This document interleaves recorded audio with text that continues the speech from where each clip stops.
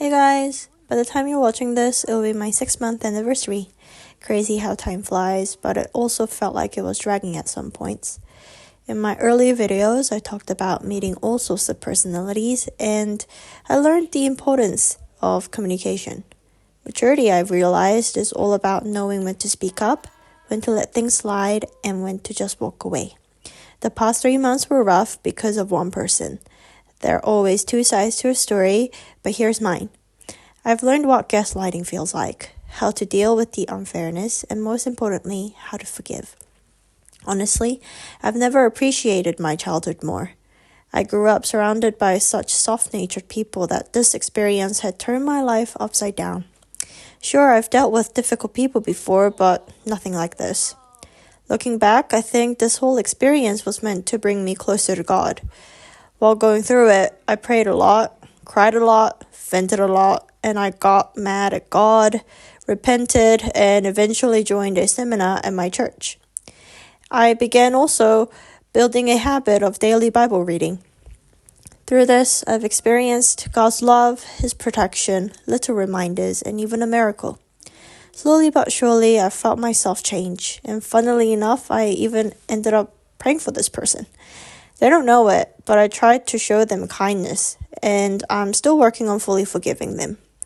Of course, I'm not perfect. I still have moments of random anger, but I'm not regretful of how I handled the situation. I tried to communicate, held back harsh words, stay composed most of the time, and stood my ground when I needed to. But some people are so stuck in their own ways that it feels like I'm just talking to a wall. Right now, I'm focused on forgiving and truly letting go, accepting things as they are and knowing I did my best. That said, I've learned how being straightforward works better than tiptoeing around the issues, and I sometimes naively expect everyone to be as kind as the people I grew up with, and they're not. Everyone's different, and that's okay. Consideration comes from a heart that chooses to care. It's not something you can demand or expect, especially if someone is overwhelmed with their lives. Looking back, I was so wrapped up in my own struggles that I didn't fully appreciate what the other person was going through. Over time, layers of misunderstanding just kept building up. Perspective really is everything. I read this analogy recently. Imagine everyone has a cup filled with something, whatever you like. When someone bumps into you, the liquid spills. But what spills is what you chose to fill up your cup with. The cup is your life. The liquid is your perspective. And the bump, that's life. If your cup is filled with gratitude, you'll handle setbacks with grace. If it's filled with negativity, well, things might get messy.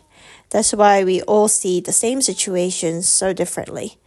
I'm working on filling my cup with gratitude, reflection, and faith. Being a Christian isn't exactly easy.